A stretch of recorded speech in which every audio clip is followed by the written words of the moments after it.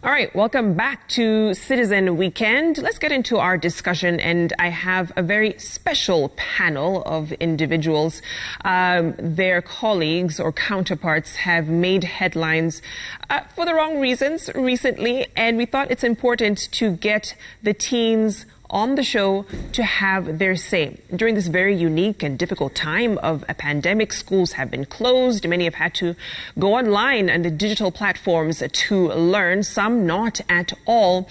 And with the restrictions, they're not socializing as much at a time that they really want and crave for that relationship with their friends. But what's happening with this generation at this time, and how are they coping? How are they navigating this period?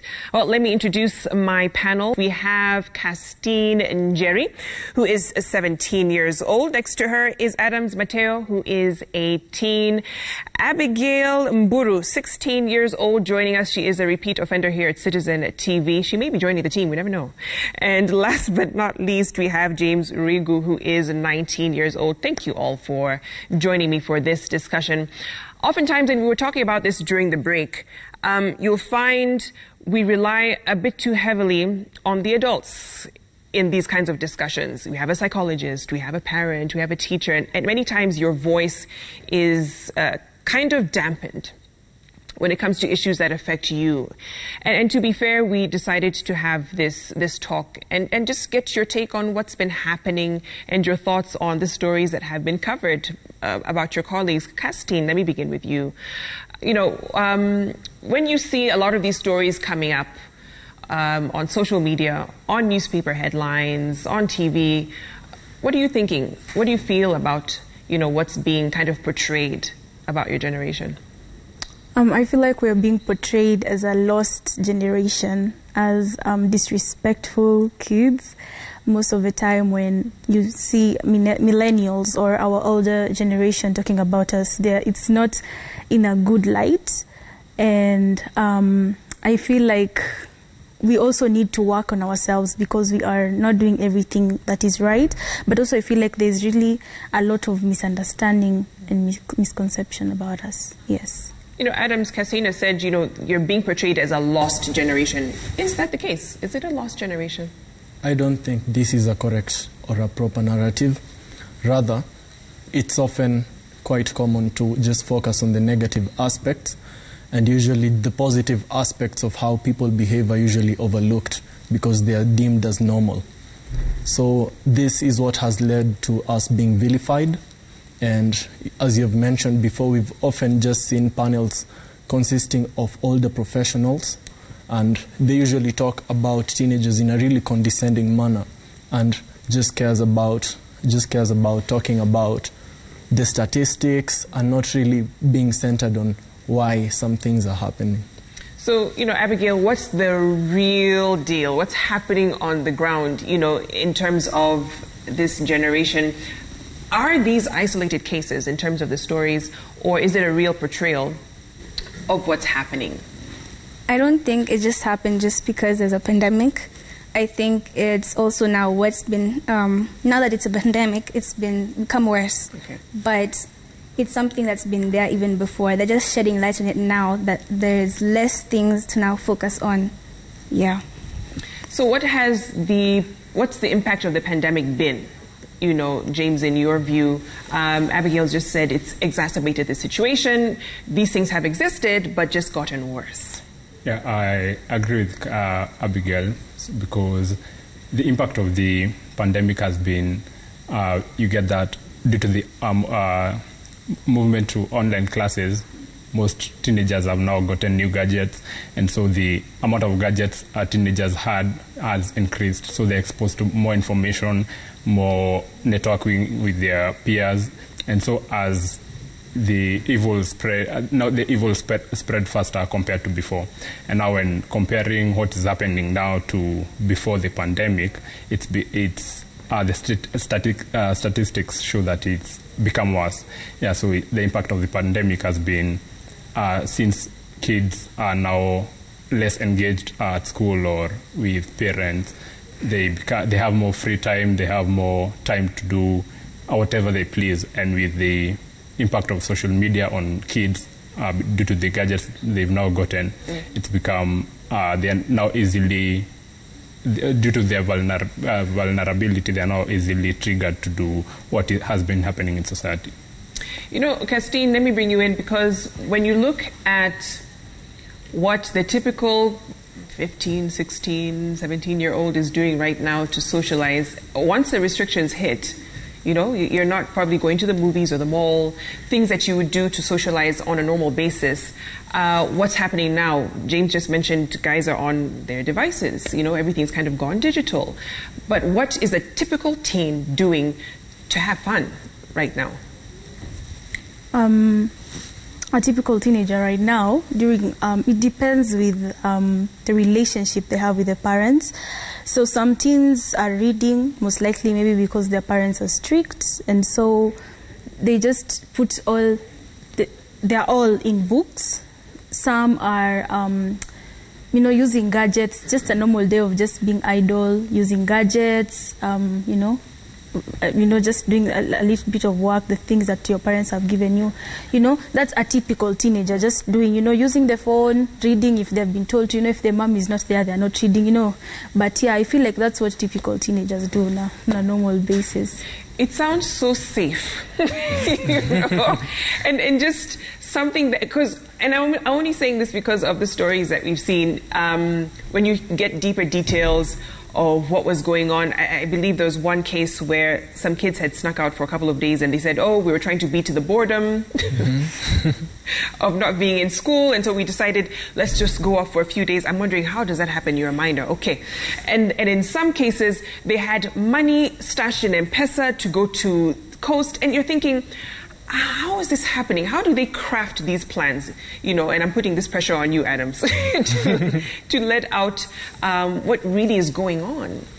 I think what has led to teenagers having this ability to just make really drastic decisions about deciding to skip town for a couple of days.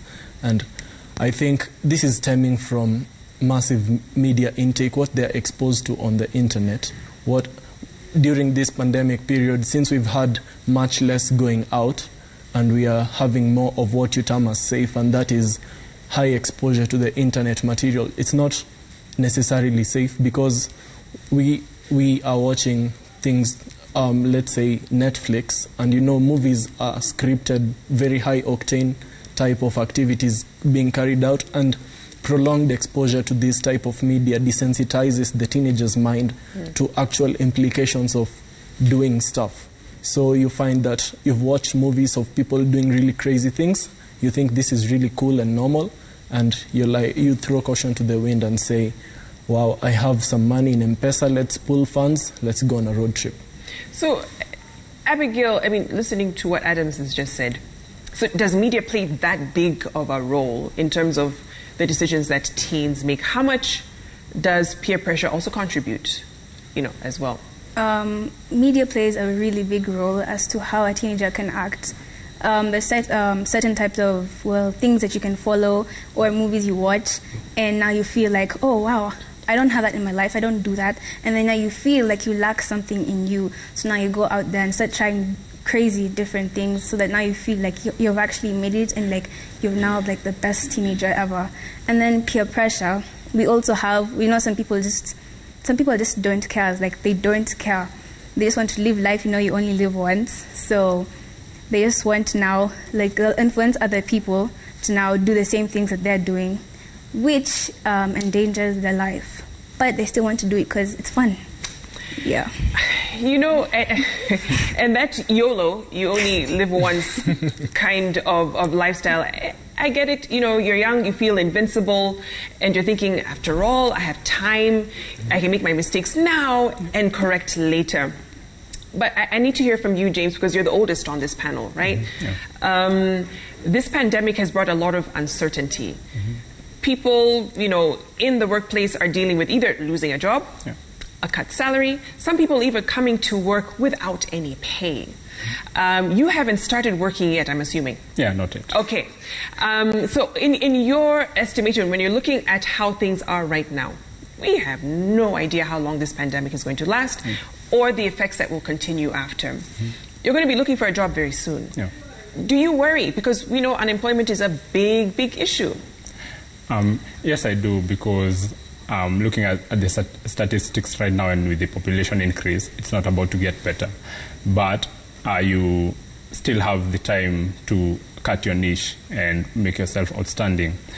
But now, with the current situation, no one knows what time the pandemic will end. If we get a vaccine, how long will it take before each and every one of us in Kenya, for example, to be immunized against the virus? So it becomes very uncertain, and you even as you, let's say, make your plans, as you plan your vision, you are cut out by the pandemic, not knowing what to expect. So yeah, as a teenager right now, I'm obviously hoping for the best when the time comes for me to look for a job, but then I have to also be ready to prepare in advance to be outstanding when the time comes. In terms of mental health, and this is something very important and critical at a time like this, teens generally, they say, when they get to their teenage years, they're moody, you get so many issues of attitude and whatnot, and lethargy, you don't want to do anything. Now you want to compound that with a pandemic. And how has it affected just general teenage woes? Mm-hmm. And then now you put a pandemic in the mix. What has the impact been on mental health?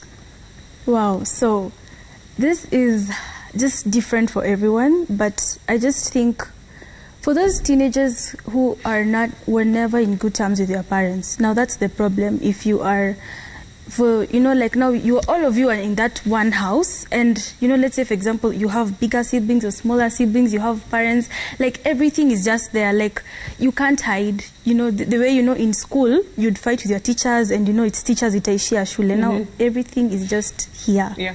And so I feel like for some the mental health has really deteriorated, especially if your parents are physically abusing you if you make a mistake, because now you're in the house with your parents. So, if you have a parent who can physically abuse you and they physically abuse you, so, you just feel like, I wish I could go back to school, or I wish I was not here, for some people. Yeah. And also, we have some teenagers who, their mental health has really gone up. It has really improved, because now you are from school, and maybe, in school you are being bullied, or, you are not at peace. So for some, it's like, wow, right now I'm happy, I'm at home, I'm at peace.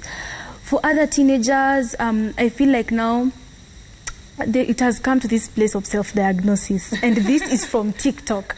This is directly from, because in TikTok, when you are in that app, people usually talk about if you have this and this and this, you are depressed. If you have this and this and this, you have DID. And so people have started, self-diagnosis now. But Adams, what would you say concerns a lot of teens now? When you have conversations with your friends, what are they talking about? Things that really worry them beyond, of course, the pandemic and maybe them feeling concerned about maybe parents losing income and whatnot. What are they talking about? There are children dealing with abuse, and this has become worse during the pandemic. You might find they have some molesting parents or relatives, and some are living in very cramped up in small spaces with large families. So you find this has taken a toll on them, since the period they had to deal with this was only the school holidays before, but now it has been extended. I'm so glad you mentioned the issue of home not being safe for a lot of kids at this time, and unfortunately the people who are supposed to protect them are the ones who are causing harm.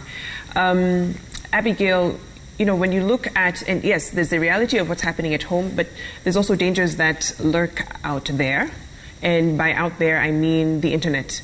In some of the stories we were saying, many of these teens being kind of lured in their DMs by an individual, and you're told, hey, you earned this such and such money, or we have this house party, whatever the case may be. How are teens navigating this? Do they feel like victims, or are they just actively engaging and feeling, hey, again, YOLO. This is the time to enjoy ourselves. What's really happening? Okay, for people sliding into your DMs just like that, especially people who are really old and they're offering you money, I don't think a lot of people actually say, like, go for it. Like, you're just there like, okay, this is wrong, because in your head you know you're supposed to be with someone who's young. So you think about it and you're like, no, I don't want to be a prostitute. I don't feel comfortable with that. What do they ask, by the way? So with someone older, what do they say?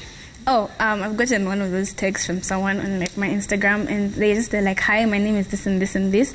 I'm looking for, let's say, is it a baby mama, and I'm going to be paying her this and this amount per week or per day, or like depending on now like how extreme you are. Like, if you're willing to do a lot of things, they're going to offer you more money. So what are these things? Just out of curiosity, they'd be. It depends on what country they're in, because some of them are from like the US. So when they're offering you money, so maybe they expect you to have like a video call with them, and then I'll send them some erotic pictures. And then maybe if it's someone who's now like in Kenya, they'll be like, okay, so we'll meet up, and then this and this and this and this and this is going to happen. Yeah. Oh, wow. And so for some of the individuals that you know have kind of taken up these offers, you've seen like in the news what the end game actually is. What happens? What have they told you when they've kind of agreed, you know? Okay, after agreeing, they usually end up not liking it, because then you feel more of abuse, because maybe that person doesn't even take care, like is not gentle with you, plus you feel weird because they're old. So, and then you also feel bad because you've just been paid to do something that's not morally right. So you feel really weird. Yeah.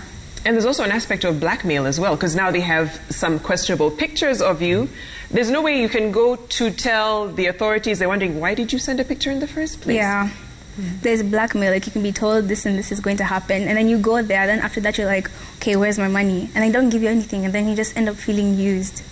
I think, unfortunately, what also we don't see from this angle, and I was on a forum where they were talking about this, is these are minors who are being taken advantage of. So anyone out there who feels, well, someone has pictures of me, I can't say anything, yes, you can. And there are systems, there are authorities, there are individuals who can help you because you have been violated, and under the law, that person can be arrested and prosecuted. And it was just important to say that. I want to get your closing thoughts. You know, the platform now is yours to talk to the individuals out there in terms of what you want them to know about your generation, and probably most importantly, the support that you require. So I feel like sometimes, you know, parents, siblings, just, you know, try to talk to your kid, try to engage with them. And it might be hard at first, but even during the start of this coronavirus, you know, you should have at least talked to them, try to make a connection with them. And also, I feel like really care for your child's mental health. I feel like in Kenya, it's not, you know, you can't tell your parents, you can't just tell your parents you're depressed. It's not something that, you know, they'll ask you which job do you have, or what are you doing for you to be depressed or for you to be stressed. So yeah, so I feel like just try to, some people are actually like, they have repressed emotions, you know, maybe with their parents, there are some things they said they did, or the siblings, or even maybe your child maybe has like a trifle with a relative, you know, and you're always forcing them to go there, and they're like, I don't want to go there, but you don't want to understand them. At least sometimes pause and listen first. We need to end the culture of blaming the victims, and rather if we stop blaming the victims, we give them a chance to bounce back from that behavior. So that they can progress forward. Because if we blame the victims, we have often seen, this is very common for young girls who are usually targeted. After the society judges them and they are targeted, they usually spiral down now to the absolute extremes of immorality, because they feel, after all, I'm already wasted. Fantastic. Thank you so much, James. Abigail, Adams, and Castine. That's all the time that we have. I know we could be here talking about all of the issues that affect this generation, but we'll be here until, next week? But thank you so much for your candor, for your time, and just breaking down what's happening with teens today and what support you need. It takes a village. It takes a village to raise a child, in this case, teens. They need your support. Thank you for watching. Keep the conversation going on social media. The hashtag, as always, is Citizen Weekend. Have a lovely evening.